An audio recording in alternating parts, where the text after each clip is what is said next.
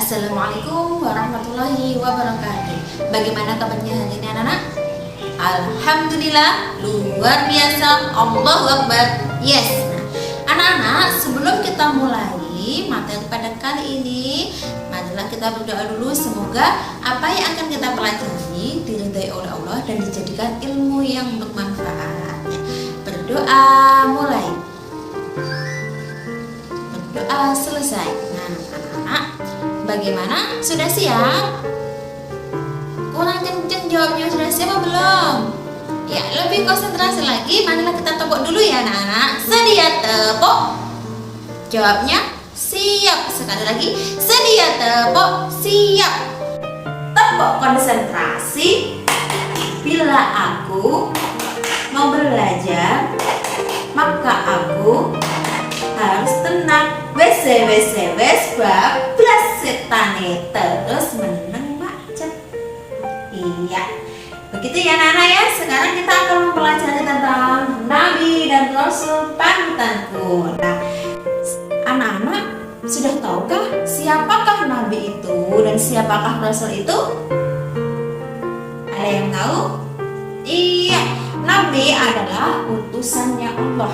Beliau adalah hamba Allah yang diutus ke dunia ini untuk membawa akidah dan juga tauhid, yaitu ajaran untuk menyembah kepada Allah dan untuk menyempurnakan akhlak kita menjadi lebih baik lagi. Itulah Nabi dan Rasul. Terus jumlahnya Nabi dan Rasul ada berapa? Iya, banyak sekali jumlahnya ya, bahkan ribuan. Tapi yang kita imani ada 25 sebagaimana lagu berikut ini. Kita dengarkan sama-sama ya anak-anak. Adam, Idris, Luhut, Soleh, Ibrahim, Lut, Ismail, Ishak, Yakub, Yusuf, Ayub, Su'eb, Musa, Harun, Zulkifli, Daud, Sulaiman, Ilyas, Ilyasa, Yunus, Zakaria, Yahya, Isa, wal akhiru khatimul anbiya, Muhammad al-Mustafa. Demikian tadi anak-anak 25 Nabi dan Rasul yang harus kita ketahui. Nah, sekarang perbedaan Nabi dan Rasul itu apa? Siapa yang bisa menyebutkan? Iya, Nabi dan Rasul itu adalah, kalau Nabi adalah laki-laki yang mendapatkan wahyu dari Allah untuk dirinya sendiri dan tidak wajib untuk menyebarkan kepada umatnya.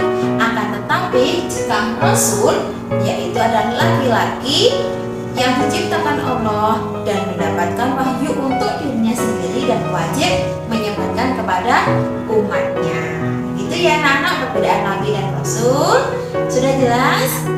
Kalau gitu kita lanjut ke mukjizat Nabi dan Rasul. Mukjizat adalah perkara yang luar biasa yang diberikan Allah Subhanahu wa Ta'ala kepada para nabi dan rasul sebagai wujud atau bukti kenabian mereka. Anak-anak, ada pun contoh mukjizat untuk Nabi dan Rasul adalah seperti mukjizatnya Nabi Nuh. Nabi Nuh sama Allah diberikan sebuah kekuatan, sebuah keahlian membuat sebuah perahu yang sangat besar, yang mana di situ yang umatnya itu bisa masuk ke dalam perahu tersebut. Dan di dalamnya itu juga ada binatang-binatang dari berbagai jenis berpasang-pasang yang masuk ke dalam perahu tersebut. Awalnya perahunya itu disepelekan sama umat yang tidak taat kepada Nabi Nuh. Akan tetapi Nabi Nuh tidak putus asa. Beliau selalu membuat perahunya tersebut sampai selesai. Nah, tiba-tiba ketika azab Allah datang kepada umat Nabi Nuh yang tidak taat, maka umat yang taat yang mengikuti Nabi Nuh tadi semuanya masuk ke dalam perahu dan alhasil semuanya selamat dari azab Allah. Itulah bukti mukjizat bahwasanya Nabi Nuh diberikan kemampuan untuk membuat perahu yang sangat besar. Begitu juga Nabi kita yang terakhir, yaitu mukjizatnya adalah Al-Quran. Di dalam Al-Quran terdapat pedoman untuk kehidupan kita baik di dunia dan di akhirat. Di dalam Al-Quran pun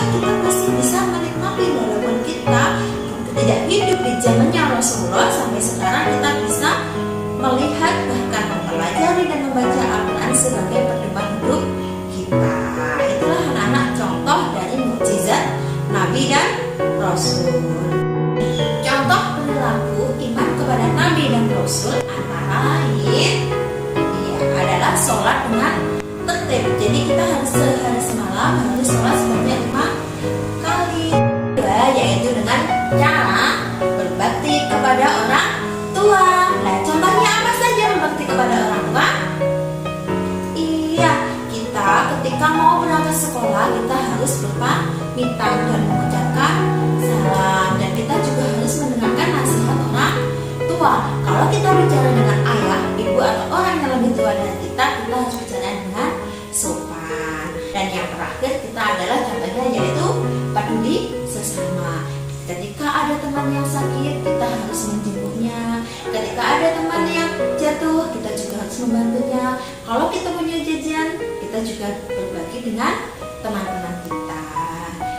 Itu tadi ya anak-anak, bagaimana? Bisa menjalankannya? Iya, alhamdulillah. Nah, sekarang anak-anak, kita sudah selesai dalam bab Nabi dan Rasul panutanku. Semoga apa yang Huzula tadi sampaikan bermanfaat untuk kita semua, dan anak-anak menjadi lebih baik lagi dan menjadi anak yang solih solihah ya. Dan Huzula cukup sekian. Wassalamualaikum warahmatullahi wabarakatuh.